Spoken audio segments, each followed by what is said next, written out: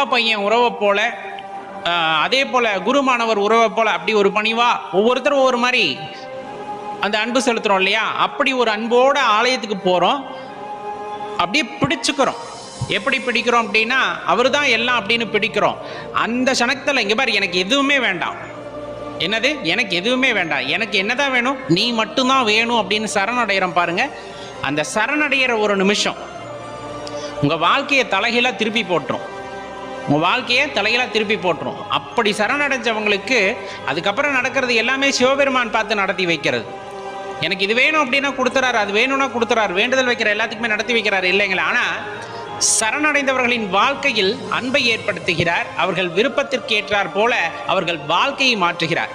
அவர்கள் தான் விரும்புவதே இல்லையே, சிவபெருமானை தானே விரும்புகிறாங்க. அந்த சிவபெருமானே எல்லாம் என்று ஆகிவிடுகிறார்கள். அப்பா அந்த சமயத்தில் அந்த அன்பு அவர்களுக்கு கொடுக்கிறார் பாருங்க. அதை விட